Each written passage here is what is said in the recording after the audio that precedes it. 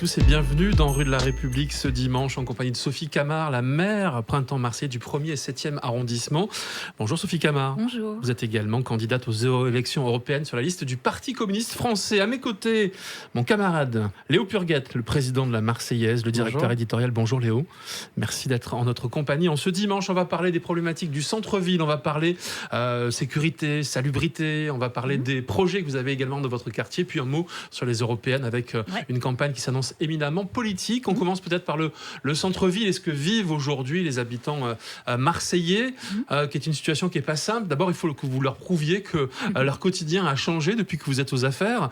On commence par quoi? La sécurité peut-être, on est en pleine place nette XXL. Oui, la sécurité, c'est quelque chose qui empoisonne la vie de tout le monde. Comme ça, on commence par le sujet le plus stressant pour tout le monde, le narcotrafic notamment. Alors justement, narcotrafic, qu'est-ce qui change dans la vie des habitants de Noailles, de Belzins et de la Porte d'Aix? Ce qui a changé, c'est que déjà depuis l'année dernière, effectivement, et ça c'est une nouveauté parce que la petite délinquance de la voie publique est loin d'être nouvelle. Par contre, le fait qu'on ait dans le centre-ville la réimplantation d'un narcotrafic très dur, ça c'est nouveau. Et donc nous, moi je fais partie des lanceurs d'alerte très tôt l'année dernière.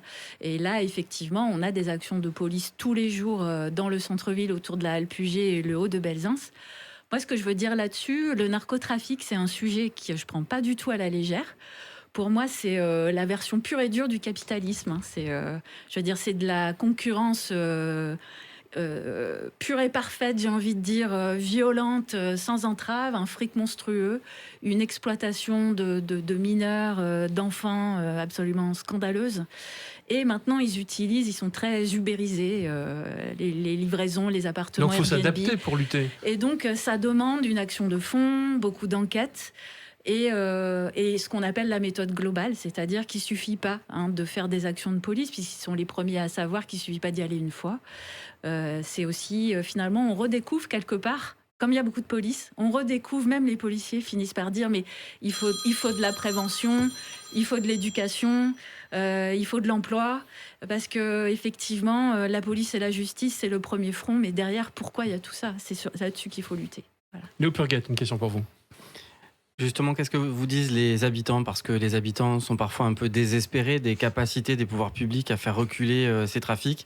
Là, comme il s'agit d'un phénomène nouveau, est-ce qu'ils ont plus d'espoir de le voir disparaître? Les habitants reconnaissent qu'il y a quand même, ils voient la police. Après, il y a cette fameuse histoire, mais dès que vous partez, ils reviennent.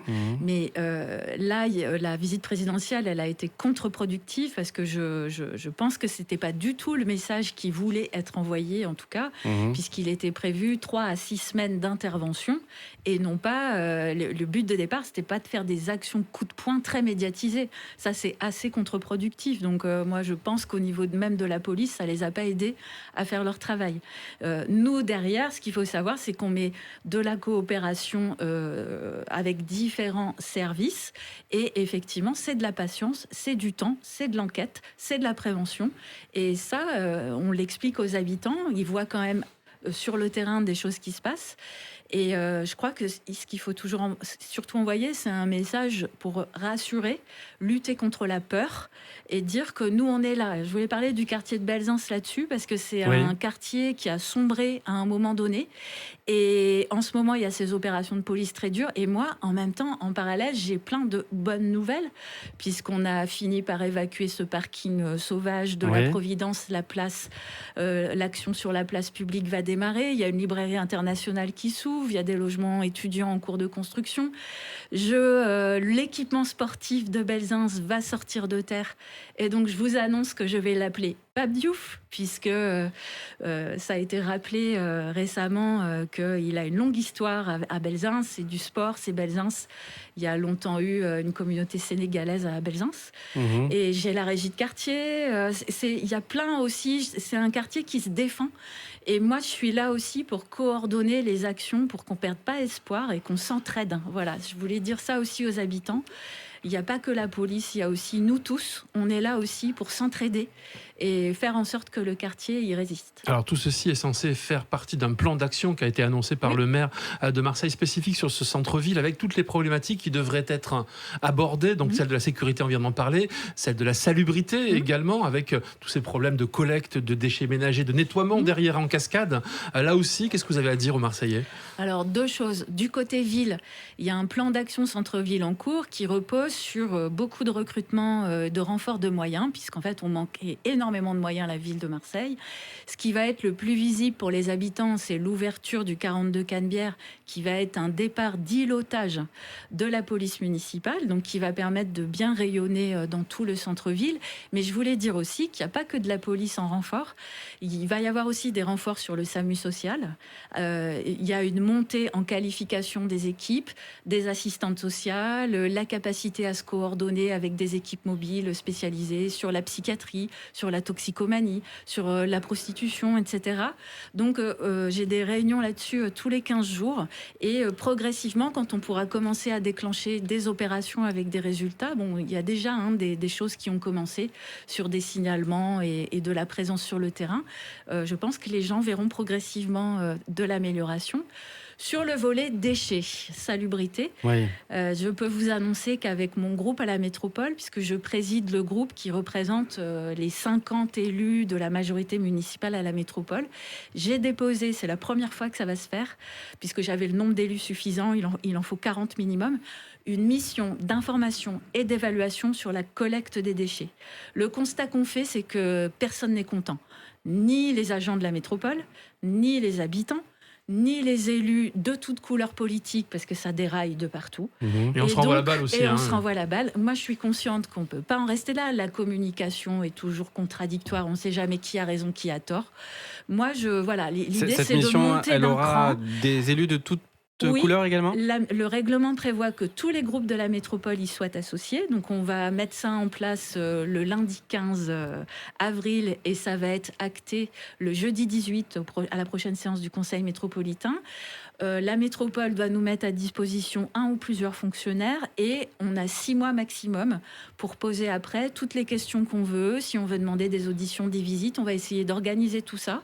Donc je reviendrai souvent, je pense, vers tout le monde pour faire un point. Mais je pense que j'en attends à la fin un plan d'action, une meilleure transparence et un meilleur service rendu parce qu'on paye quand même la taxe la plus élevée de France sur les collectes d'ordures ménagères. On ne peut pas rester dans cette situation. Est-ce que vous avez déjà des hypothèses sur ce qui dysfonctionne le plus ? Moi, les hypothèses, j'en ai. Ça prendrait du temps de vous les détailler. Je pense qu'il y a un vrai sujet qui est aussi le fait qu'on responsabilise plus, notamment les professionnels qui doivent collecter eux-mêmes leurs déchets. Ça crée beaucoup de déchets sauvages. Il y a les bisbilles entre la ville et la métropole sur c'est quoi un déchet sauvage, qui doit sanctionner. Nous, on peut sanctionner, mais qui paye le ramassage. Il y a, je pense, de faire un point sur l'état des dépôts, l'état des machines, où est-ce qu'on en est vraiment de l'organisation des tournées, le rôle des filières de tri, la capacité, comment on informe et les habitants aussi, parce que je trouve qu'il y a très peu d'informations des habitants. En fait, là, la liste va être longue. Comment est-ce qu'on travaille ce centre-ville quand on a encore un quartier comme Noailles qui concentre un peu toutes les difficultés, notamment, et comment est-ce que justement en termes d'habitat on arrive à travailler avec les autres institutions, parce que c'est la métropole qui a la main là pour le coup. Sur l'habitat, pour le coup, comme vous le savez, c'est un sujet de satisfaction dans la méthode de travail, puisqu'on travaille tous ensemble dans la société publique d'intérêt national qui a pour charge de résoudre l'habitat indigne, qui donc aujourd'hui possède des immeubles des immeubles en péril, sur lesquels elle va faire les travaux. Les chantiers vont démarrer rue Jean-Roch, ils vont bientôt commencer sur la rue d'Aubagne aussi. Je rappelle que pour la première fois, on va réhabiliter un centre ancien à Marseille, on ne va pas le démolir. Je rappelle que pour la première fois, on va mettre des logements sociaux sur de l'habitat indigne. On sait ce que ça va devenir, ce qui permet de garder la mixité sociale des quartiers populaires.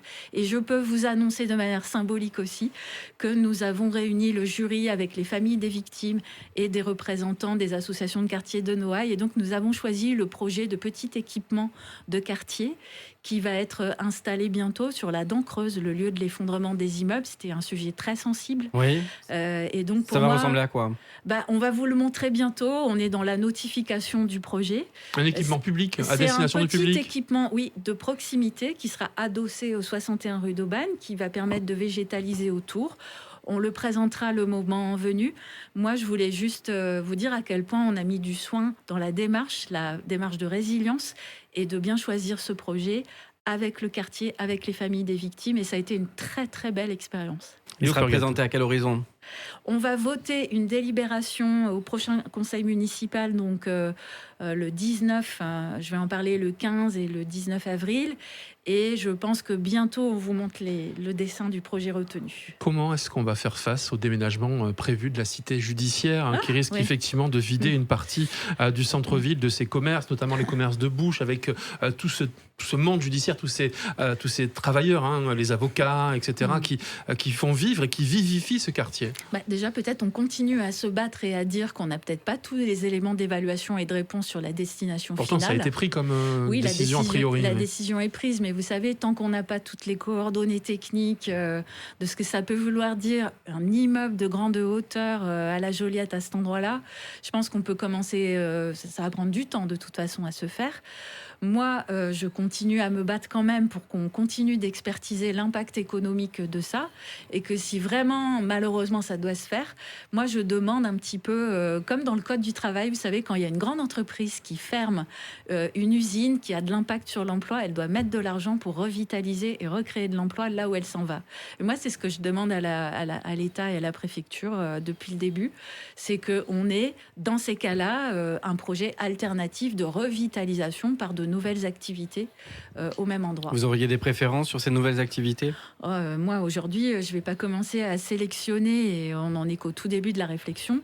En tout cas, ma réflexion, elle est là. On ne part pas et on ne crée pas des dégâts économiques dans un endroit sans prévoir l'alternative pour revitaliser cet endroit-là. Et c'est vrai que je trouve que ça tombe mal pour le centre-ville. Voilà. Sophie Camard, quand on regarde aujourd'hui Marseille, on est toujours frappé par encore une différence entre ceux qui vivent dans des conditions de pauvreté, quelquefois d'insécurité ou avec un quotidien qui n'est pas réjouissant, et puis en même temps, une image de la ville qui n'a jamais été aussi intéressante, avec une attractivité pour les touristes, etc. Et du coup, c'est encore plus difficile à expliquer. Et comment est-ce que vous inscrivez votre action là-dedans? C'est vrai que c'est très paradoxal et merci de dire que il n'y a pas non plus que du sombre et du négatif. Moi, mon vécu, je vous parlais de Belzunce tout à l'heure, c'est exactement ça. Mon vécu, même en tant qu'élu, depuis le début de ce mandat, ce qu'on vit, c'est un grand bouillonnement de changement. Et quand vous faites du changement et une grande transformation d'une ville, eh bien, c'est jamais une ligne droite toute rose. Donc, on voit émerger des phénomènes qu'on n'avait pas prévus, qui sont beaucoup plus durs et violents. Et on voit aussi des transformations qui finissent par se voir. Et donc, c'est cette coexistence du positif, du négatif, de l'ombre et de la lumière, qui est très caractéristique de Marseille, qui fait aussi toute la force de cette ville. Une force et une difficulté à gérer. C'est une difficulté, mais moi, je considère qu'on a été élu pour ça, en fait. On a été élu parce qu'on a l'engagement et la volonté de changer une ville. Et il n'y a rien de plus dur que de changer une ville. Il ne faut jamais se décourager. Et moi, mon quotidien, et moi, ce qui me plaît dans ma fonction de maire de secteur, justement, c'est la proximité et la capacité à nouer des alliances avec des habitants, des associations. Et surtout, pour moi, ce qui est important, c'est de jamais me sentir seule dans ce que je dois faire. Léo Purgat. Alors, vous le dites, ça vous plaît d'être maire de secteur. Oui. Vous êtes d'ailleurs la seule tête de liste, c'est vrai, toute couleur. Il y a Olivia Fortin qui est revenue politique confondue, qui avait fait ce choix et qui en est ravie d'ailleurs de rester maire de secteur. Et donc, d'ailleurs, à ce titre, vous aviez reçu aussi une mission de réflexion sur l'évolution de la loi Paris-Lyon-Marseille. Vous avez vu, c'est ma meilleure réussite. Ça va vite. Ça va peut-être trop vite. Est-ce que ça va supprimer avec suffisamment d'ambition Est-ce que ça va supprimer les secteurs? Est-ce que vous trouvez ça souhaitable? Voilà. Effectivement, nous, on avait été, rappelez-vous, en juillet 2020, on avait gagné les élections en voix. On n'était pas sûr d'avoir la majorité. Donc, ça a déclenché chez nous une réflexion sur la réforme du mode de scrutin et on n'a jamais été sur une position conservatrice vis-à-vis de l'existant. C'est pour ça que on n'est pas en train de crier en disant faut toucher à rien. Pas du tout. Nous, on avait la réflexion effectivement de pouvoir garantir qu'il y ait un résultat municipal consolidé qui puisse garantir que quand on est en majoritaire en voix, on soit sûr que le maire de Marseille qui reflète cette majorité. Et on avait commencé à lancer une réflexion sur le rôle des mairies de secteur et comment les moderniser, les réorganiser. Pour le moment, c'est du chantier interne et il y avait beaucoup de travail à faire et encore à faire. Moi, en tout cas, au bout de 4 ans, j'en tire au moins la conclusion que c'est une ville énorme, Marseille, un territoire très étendu, 1 million d'habitants. C'est important de garder des espaces politiques, pas juste des services publics de proximité, avec des mairies de secteur qui pourraient être repositionnés dans leurs compétences, notamment le lien aux citoyens, la démocratie participative, la capacité... Enfin, je veux dire, nous, on est la première ligne de front tous les jours. On est au courant de tout, on remonte beaucoup d'alertes, d'informations, on soutient des projets. Mais justement, comment ça se passerait, ça, dans le dispositif, si c'était des élus un peu fléchés, mais pas identifiés comme étant... Moi, c'est ce que je ne souhaite pas. Alors, voilà, dites-nous, très clairement. Ouais. Voilà. Là, il prévoit pour le moment 2 urnes, une pour maintenir un scrutin de secteur, l'autre un scrutin municipal, mais ça a l'air difficile dans tous les détails techniques, mais c'est le projet de loi qui est prévu. Mais le facteur d'incertitude, c'est que j'ai vu que le président de la République ne souhaitait pas cela et peut-être aller plus loin. Moi, je suis là pour dire que oui à la réforme, on est les premiers à le dire, mais attention à, surtout dans le contexte de crise démocratique actuelle, à pas renforcer l'éloignement du pouvoir entre le citoyen et le pouvoir d'une grande ville comme Marseille. Encore faut-il que les mairies de secteur aient les moyens de travailler, évidemment, mais ça, je pense que vous ne pouvez qu'être d'accord. Sophie Camard, vous êtes également candidate aux européennes sur la tête de liste, sur la liste, PCF de Léon Desfontaines. Ces européennes, justement, avec une gauche un peu désunie, avec plusieurs listes. Qu'est-ce que vous en attendez? Déjà, les européennes, moi, je suis consternée, c'est vrai, je reviendrai sur la gauche juste après. J'ai un peu honte de mon pays, en fait, en ce moment, que la liste qui arrive en tête dans les sondages, qui a plus de 30%, c'est la liste du Rassemblement national, avec une tête de liste qui se présente devant le suffrage des citoyens, alors qu'elle ne siège quasiment jamais. M. Bardella ne siège quasiment jamais au Parlement européen. Pour moi, comment ça se fait qu'on peut élire quelqu'un où tout le monde sait qu'il ne participe pas à son mandat? Et qui plus est, je voulais dire un mot sur l'Ukraine, parce que quand vous suivez les débats au Parlement européen, en fait, la seule sensibilité politique qui est systématiquement, qui n'a pas voté, par exemple, les 50 milliards d'aides à l'Ukraine, c'est le Rassemblement national. Monsieur Bardella se fait représenter parfois par monsieur Mariani, qui est sur la liste noire du Parlement européen pour avoir fait des voyages luxueux en Crimée et au Kazakhstan et qui est un porte-parole officiel de la Russie. Moi, je voudrais que les choses soient claires. Les parlementaires de gauche au Parlement européen, ils ont tous voté l'aide à l'Ukraine. Et par contre, on se retrouve aujourd'hui avec... Et moi, ça me sensibilise énormément comme crise démocratique qu'on en soit arrivé là. En face de ça, oui, la gauche, elle n'est pas à la hauteur. Elle n'est pas à la hauteur, elle est divisée aujourd'hui pour 2 raisons, à mon avis. 1, parce qu'on n'a toujours pas trouvé les grandes causes fédératrices qui nous rassembleraient tous. 2, parce qu'on n'est pas capable à gauche d'organiser un dialogue respectueux et démocratique entre les différentes sensibilités politiques. Donc à partir de là, il y a plusieurs listes. J'espère qu'après, ça permettra de dépasser ces clivages. Et moi, j'ai fait le choix d'être sur une liste. Alors, la tête de liste, c'est le Parti communiste. Je ne suis pas au Parti communiste. C'est une liste de rassemblement. Qui, pour moi, incarne cette gauche au travail, pas que la gauche du monde du travail, c'est-à-dire une gauche qui a la volonté d'avancer aussi pour la suite et de se dépasser, d'aller un petit peu plus loin. Ma sensibilité politique, elle est représentée par un vieil ami à moi qui s'appelle Emmanuel Morel. Qui est sortant. Qui est sortant et dont je défends beaucoup le bilan. Je citerai 5 exemples. Il a été à l'offensive depuis toujours contre les traités de libre-échange. Il a récemment mené la bataille contre le fait de sortir des tarifs réglementés de l'énergie.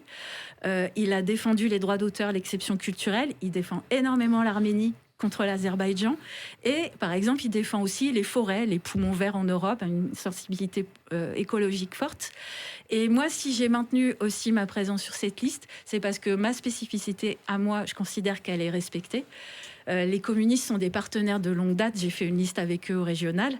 Mes amis communistes, ils me convaincront jamais d'être une fanatique de la bagnole et du nucléaire. Ils le savent.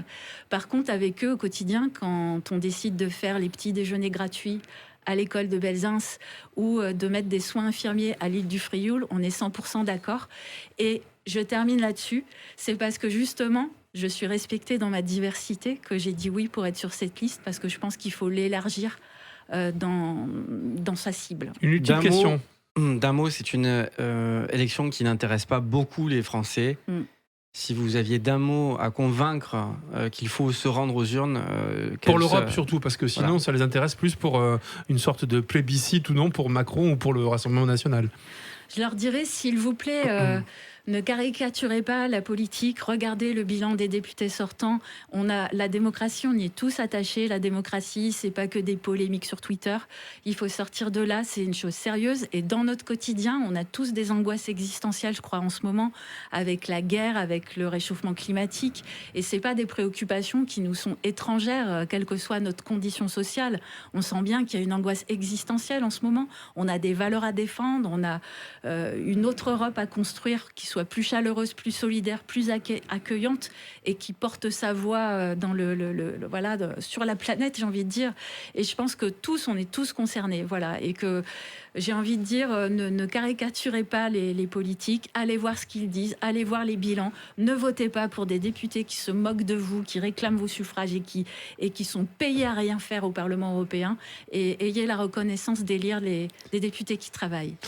Merci pour cette déclaration, pour cette profession de foi, Sophie Camard, maire du 1er 7e arrondissement. Merci à Léo Purguette également d'avoir été en compagnie et puis passer une excellente journée. La semaine prochaine, autre émission probablement avec Martine Vassal. Merci beaucoup.